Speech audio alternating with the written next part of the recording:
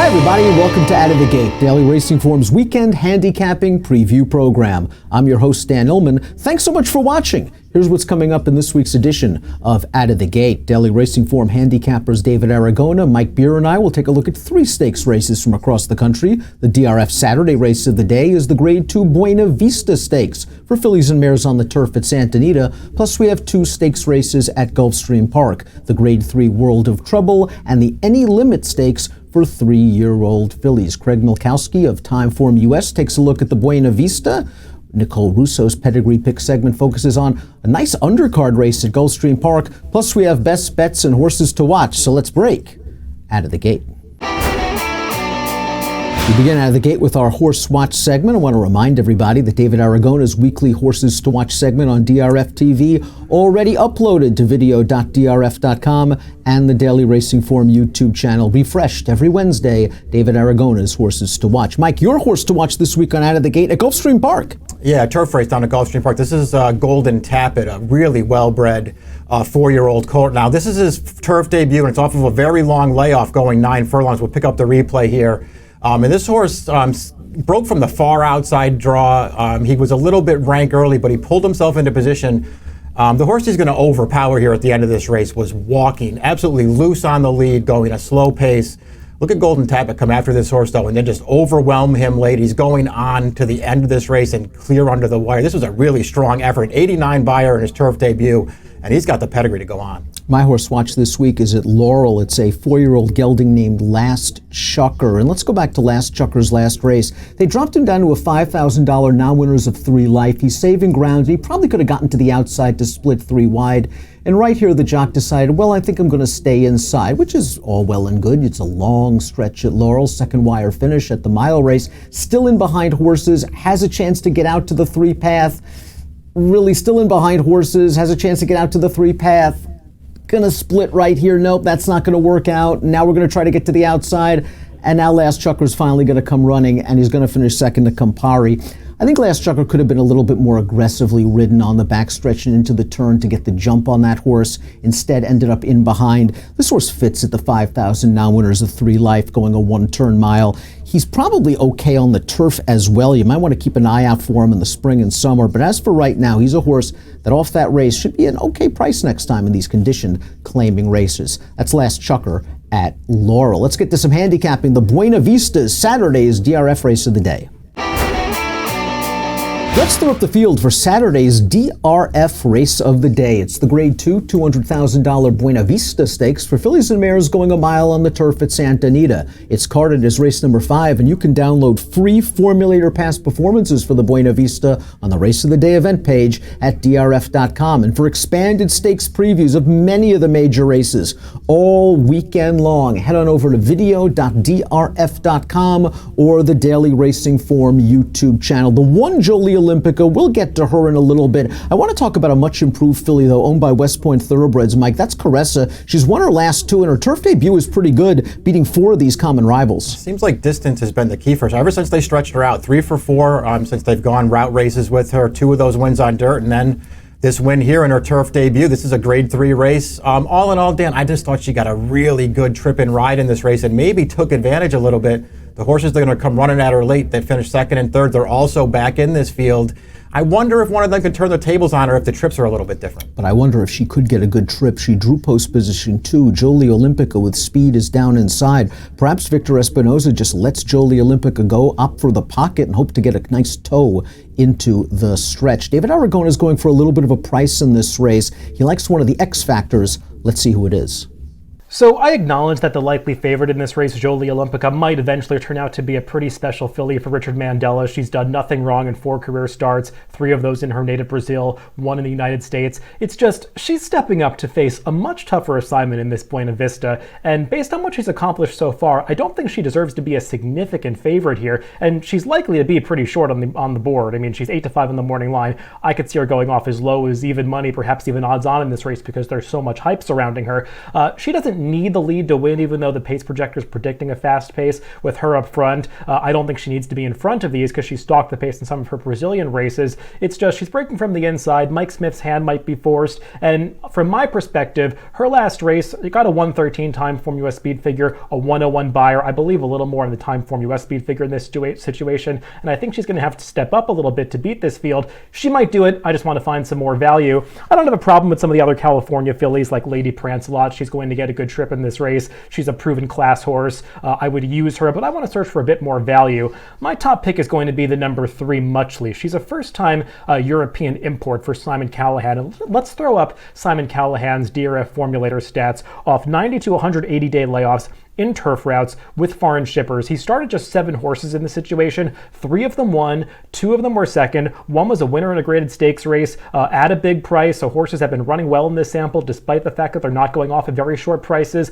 So he can definitely do this. And if you look at Muchly's British form, she's run pretty well in some listed stakes races over there. I know her time form ratings make her seem like she's a little bit slower than these, but we routinely see horses like this from Europe who have listed stakes form come over and be very competitive in graded stakes in this country, especially at a circuit like California. So Muchly just seems like she's the kind of horse that can class up against these, and she projects to get a pretty good trip because if you watch her European races, she's got enough tactical speed to be in the game in an American race, and she gets Umberto Rispoli aboard, and he's been riding very well in his brief stint out in Southern California. So I think this horse could be live at a price. She's 15 to 1 on the morning line, and I think we might get every bit of that if Jolie Olympica takes as much money as I think. So number 3 Muchly for me in the Buena Vista Stakes on Saturday. I think I can understand wanting to take a shot against Jolie Olympica here at a short price. She's got to stretch out from a 5.5 furlong turf sprint to the 1 mile here. So maybe that'll work against her, but I was just really taken with her stateside debut. We're going to take a look at that race right now. This is a turf sprint in a grade 3 race. It's not a big field. But she just looked handy all the way around the track to me, Dan, and she wins this race very easily. Mike Smith doesn't even have to ask her. I already know she can go long. She's got good tactical speed. It seems like there's a lot pointing to her. And this was her first race off a 7-month layoff, and she just went right by that pace setter under merely hands and heels urging. She's not only performance, she's potential. She's only raced 4 times in her career. As Mike's mentioned, she already has won at a mile in her native Brazil. They say they're going to send this horse out of the gate and try to make the lead stretching out. There's some other speed in here. I'd like to see her perhaps sit, but I do think that she has a tremendous amount of potential. I'm curious to see what we get from Jolie Olympica, but I'm not interested in betting against her in the Buena Vista. Nicole Russo's Pedigree Pick segment focuses on some nice bloodlines in one of the undercard races at Gulfstream on Saturday. Let's go to Nicole's segment. Competitive maiden special weight events for 3-year-olds on Saturday's Gulfstream card, including this 4th race at a mile on the turf. And of course, the big price tag on Vintage Print jumped right out at me. The colt sold for $1.8 million as a Keeneland September yearling, with Larry Best purchasing him from Breeder Stone Street. Now, you know that I believe pedigree handicapping is most useful as a tool when a horse is trying something new, and that's the case here. Vintage Print made 2 starts on dirt last fall, both going route distances, finishing unplaced both times while showing some greenness. Chad Brown now trying him at the mile on the turf, and there are definite clues both that he certainly wants to go a distance and that he could perform well on turf.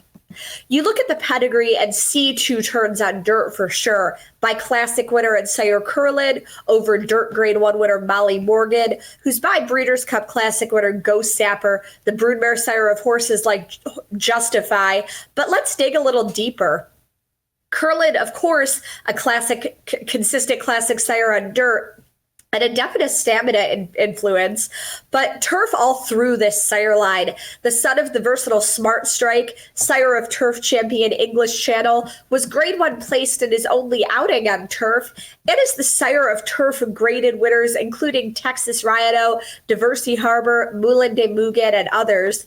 Curlin's son, Palace Malice, also a good turf sire with his first crop last season, of course represented by Structor. Molly Morgan adds stamina as the winner of the Grade 1 La Troyade at 1 1/16 miles. She was actually placed on turf and has some graded winners on the lawn in her female family. Ghost Sapper, also the sire of some nice turf runners in his own right, so he adds a bit of turf ability for sure. He's been represented by versatile fillies like Better Lucky and others. So certainly a route pedigree, maybe a sneaky turf pedigree. Chad Brown certainly knows what he's doing with horses such as this. This maiden race, one of the competitive supporting events on the undercard of Saturday Stakes action at Gulfstream, and our team will give you a closer look at those events after this break. Master horse racing with the power of daily racing form. DRF has helped players win at the races for 125 years. Now the information you trust is better than ever. Get exclusive late-breaking news from our reporters at tracks across the country. Position yourself to win by adding buyer speed figures and the new DRF formulator to your handicapping arsenal. Go to DRF.com today. Use coupon code DRF2020 to get a free formulator card and start winning. Welcome back to Out of the Gate. Let's throw up the field for the Grade 3 $100,000 World of Trouble Stakes. It's race number 9 at Gulfstream on Saturday, kicking off a Pick 4 wager for expanded stakes previews of many of the major races all weekend long. Please visit video.drf.com or the Daily Racing Form YouTube channel. There's a horse in here with a big fig advantage. David Aragona likes him as well. Let's hear his analysis. This race looks pretty straightforward, and I'm just not going to try to overcomplicate it. The number 2, Lasting Legacy, is way the horse to beat. He's just got a significant class and speed figure edge over this field. You take a look at his last race, he finished between Diamond Oops and Imperial Hint, who are 2 of the top sprinters in the country. And then you just check out the rest of this field, and none of the horses in this race are nearly up to that class level. He's earned 3 straight triple-digit buyer speed figures in a row, 3 straight time from US speed figures that are above 120. Others just can't really approach that mark. If you're trying to poke holes in him, some might say that he got a very fast pace to close into last time with that Mr. Prospector, but it's not like that's his only good race. 2 and 3 back in Monmouth. If you look in the time form US PPs, the paces of that race are color-coded blue, indicating that they were on the slow side. He overcame those pace situations to get up to win in both of those races, so he's not going to be affected by any kind of pace situation in here. Not that it's even predicted to be that slow. He just looks like he's going to win this race, so I'm not trying to beat him. Going to be a short price. Don't like to take favorites. Can't go against the number 2, Lasting Legacy. Well, Lasting Legacy certainly is a standout here on figures. I'm just not much of a fan of his, Dan. I'm going to try and beat him with a horse drawn right to his inside, Epic Dreamer. Let's take a look at his win 2 starts back. This is cutting back in distance for the first time since his career debut. And he just smoked this field going 6 furlongs, a 95 buyer speed figure. I really think this is what he wants to do, Dan. They stretched him back out to a mile last time in a Grade 3. He did not run well while attending a fast pace, but I'm going to give this horse a chance to rebound. I like him cutting back, and I think this is a much better fit for him in this kind of a race. I also think he's going to show a good amount of speed from the inside post, and that could be key in this spot. My top selection was a solid horse last year in South Florida. He's going to be stepping up in class off the Sunshine Million Sprint. His name is Jackson, and surprisingly last time out in the Sunshine Million Sprint, he ended up far, far back. In fact, he was last after the first quarter of a mile. We're going to turn into the stretch, and you'll notice that this pace holds up with the 2 favorites basically running 1-2. Jackson is far behind. He's going to get some clearance now after splitting horses, and he really comes with a determined, solid run. The only horse in this race really making up meaningful ground at the end. He galloped out right past the leaders. This Extravagant Kid on the lead's pretty good. Ladies Island, I believe, came back to win his very next start. Jackson's in good form, and I don't think he needs to be 100 lengths out of it as he was last time. I'm hoping he can stay close to this pace, and I'm hoping he's maturing at the right time. I think the price will be right, and I'll take a shot with Jackson over the favorite, the number 2, Lasting Legacy. Let's stay at Gulfstream Park. We'll move to a race for 3-year-old fillies, the Any Limit. Let's throw up the field for race number 11 at Gulfstream Park on Saturday. It's the $75,000 Any Limit Stakes for 3-year-old fillies, a field of 8 expected to compete. For expanded stakes previews of many of the major races all weekend long, plus the Timeform US forecast, plus David Aragona's horses to watch, plus Derby Watch with Jay Privman and Marty McGee, and tons more, head on over to video.drf.com or the Daily Racing Form YouTube channel. Mike, the 2 favorites in here, we'll get to them in a second. I want to talk about an outsider. True outsider from a post position standpoint. That's Belladonna, well bet in all 3 starts, coming off a really long layoff. Yeah, I mean, I guess they liked her over the summer down here at Gulfstream Park. They bet her every time. She couldn't break through in her first 2 starts, but then she showed up with this race. This is the last time we saw her in August. A short field right to the top in here. Dan never gave this field a chance behind her. She better be ready to run a lot faster off the layoff. She is going to have to run faster, but remember, these were races run as a June, July, August 2-year-old. She's probably done a lot of maturing over the winter, and she does have speed, and I would expect her to use that speed in this race for a trainer that does pretty well with layoff horses. There is one horse that they're all going to have to beat in this race. I think David Aragona has spotlighted her. Let's see who he likes in this race. I wish I could be a little bit more creative in these races from Gulfstream Park on Saturday, but the favorites just look really tough in them. And here I'm not trying to beat the number 5 Frank's Rocket, who's likely to be the favorite over the number 2 Sound Machine. I just significantly prefer Frank's Rocket to Sound Machine. Frank's Rocket faced legitimate horses last year. I know there's some question about how tough those 2-year-old fillies were, even in the Grade 1 races back in 2019, but Frank's Rocket was very competitive in all of those races, and I don't think she improved as the distances got longer. She ran fine in the spinaway, she ran okay in the Frisette going the mile, but I think she's really going to appreciate this turn back to 6 furlongs. It's the shortest distance that she's gone since she made her debut at Churchill Downs last year when she was so impressive, and if you look at her buyers, and especially her Timeform US speed figures, the last 3 of which are triple-digit numbers, they're just significantly faster than the other horses in this race, and significantly faster than her main rival Sound Machine has run. I know Sound Machine was visually impressive last time in that Glitter Woman, and she's going out for Saffie Joseph, who just seems to be winning all of the stakes races at Gulfstream Park. I still think she needs to improve to beat Frank's Rocket, though, because she wasn't beating that much last time. She got a perfect trip in doing so. I just think Frank's Rocket's a little bit faster than her, so going with the Mott filly, Frank's Rocket, in the Any Limit on Saturday. I'll go with David in this race. I don't have a lot to add about Frank's Rocket here. I realize that it's a layoff and she doesn't have to be fully cranked as she comes back here. I'm sure Bill Mott wants to stretch her out in graded stakes company again as time goes on. I just feel like he's found a really good spot for her. She showed an awful lot of potential as a 2-year-old. I'm expecting her to be even better this year. Mike and I were big fans of her at 2, but I do worry a little bit about this layoff, and I think any player in South Florida has to worry about anything coming out of the Saffie Joseph barn. Let's take a look at Sound Machine, the number 2's most recent race. This race was a stakes race called the Glitter Woman, and she took control after prompting the pace on the outside. Now, she's under a hard drive all the way to the wire, but she earned a good 78 Beyer speed figure. She obviously has the recency advantage over Frank's Rocket, and I think she has enough speed where Tyler Gaffalione's just got to send her out of there from post position 2. Maybe Frank's Rocket feels the layoff. Maybe Bill Mott is prepping her for a longer race down the road. Maybe he feels that she is an Oaks filly and that this is just a means to an end. I'm hoping Sound Machine at a slightly better price gets the jump on Any Limit, turning into the stretch. Craig Milkowski of Timeform US takes a look at the pace projector for the Buena Vista Stakes. Let's go to Craig. Hi, I'm Craig Milkowski at Timeform US for this week's edition of Out of the Gate. Today I'm going to take a look at the Buena Vista, Grade 2, being run at a mile on the turf for fillies and mares. This is the pace projector segment, so I highlighted this race because it is flagged as one we think is going to have a fast pace. You can see that in the upper right-hand corner of our preview page. I've also highlighted on this preview page some of the horses we expect to contend for the lead, and then I noted the horses we think are going to be the best closers. In this case, I'm not a fan of this pace projector designation as a fast pace. I think it has more to do with the field size than it does the actual horses in there. I've highlighted a couple horses on the actual pace projector. You can see the 1 and 7 right up front. They're both horses who are listed as leaders. You'll also note in the lower left-hand corner we have a horse lacking pace data, and that's because it is a shipper from overseas who hasn't run here in the U.S. and will for the first time, and we're going to talk about that horse some as well. First, I do want to take a look at a couple of those speed horses we have listed. One is almost assuredly going to be the morning line favorite when it comes out, and that's Jolie Olympica. She had shipped in from Brazil. She was undefeated in 3 starts, and she ran in the Grade 3 Las Ciengas. And she ran very well that day. She showed some good speed. She sat right off what was a pretty moderate pace. Won fairly easily, got a 1:13 Timeform US speed figure.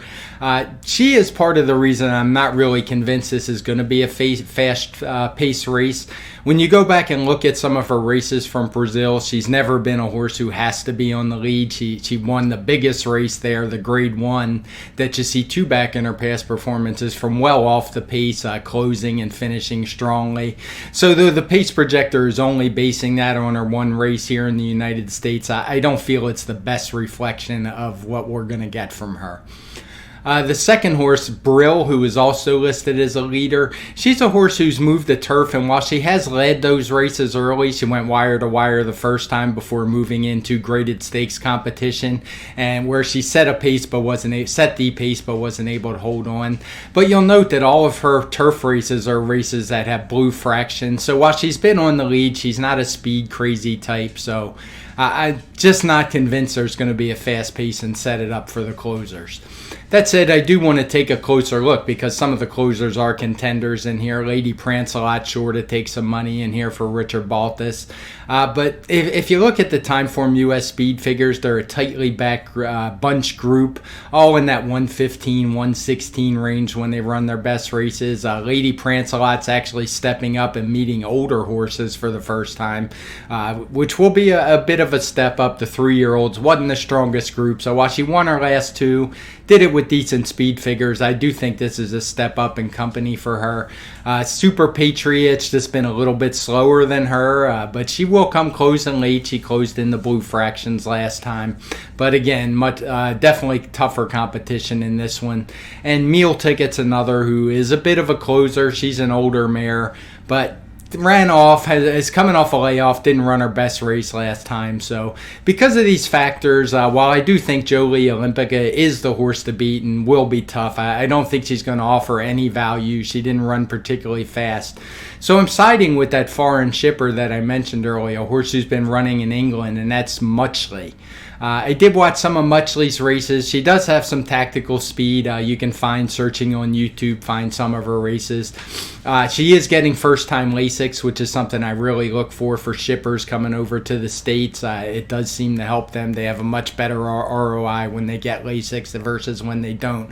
But the big thing with her, I used all the tools I have at my disposal, so I dug in the formulator, and I pulled up the trainer stats for trainer Simon Callahan. And when he has a first-time shipper in here, you can see I highlighted foreign shippers and also the class stakes races or graded stakes races. He's done very well. He's actually had 6 horses. 4 of them have run, or 5 of them actually have run in the money, and all 5 of those have actually run first or second in their race. 2 wins. There's been some big payoffs. You can see the odds of the winners and all the horses he shipped in. So for me, this turned out to be a race where I didn't particularly agree with the designation of the pace projector, and it's more one that I'm going on a trainer angle that I feel is going to come into play here. I don't particularly love the favorite. I think she could win, but I don't think she's a cinch that she'll probably be bet like she is. So for me, I'm going to go with Muchley in the Buena Vista. Time for our best bet segment here on Out of the Gate. David Aragona likes something at Aqueduct on Saturday.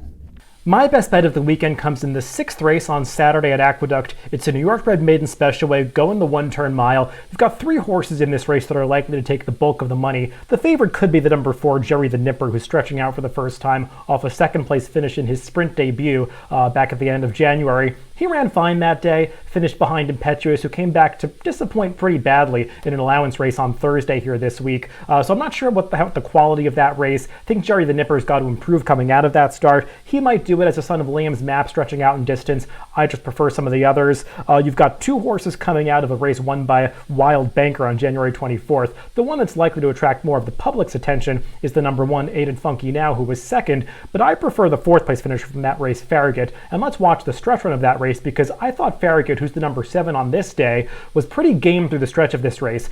There was a contested pace in this race that ended up falling apart towards the end. You see closers doing very, very well in the deep stretch in this race, and Farragut just turned away the other speeds, was really game to battle back as they passed the 8th pole and come onto the wire. He only loses by just over 2 lengths here in his first start, stretching out in distance. He also ran deceptively well in his debut, going 6.5 furlongs back at the end of December, because again, he was involved in a very fast pace that day and did pretty well to hold on for 5th in another race where the pace completely fell apart. He's a horse that is going to appreciate these longer distances as they move on in the future, and he gets a little bit more maturity because he's by a Fleet Alex, who obviously they can go long, and the dam side is all route pedigree. He's getting a significant rider upgrade in this race to Eric Conselves, coming off a very productive week at Aqueduct. Just think there are a lot of pointing in Farragut's direction here, and when I look through this race, I don't see nearly as much speed as he encountered in his last 2 starts, so he's likely to get a much more favorable pace situation. So I like the number 2 Farragut. He's 7-2 on my morning line, hoping to get somewhere around 3-1 on him at the very least, because I think he's among the most likely winners of this 6th race on Saturday at Aqueduct.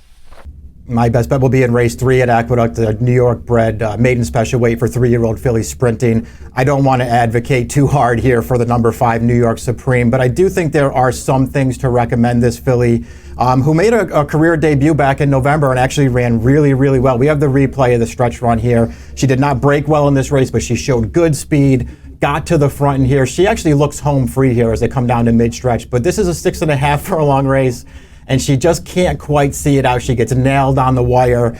After this, she's run 3 times, and she has not run as well as she ran in this spot.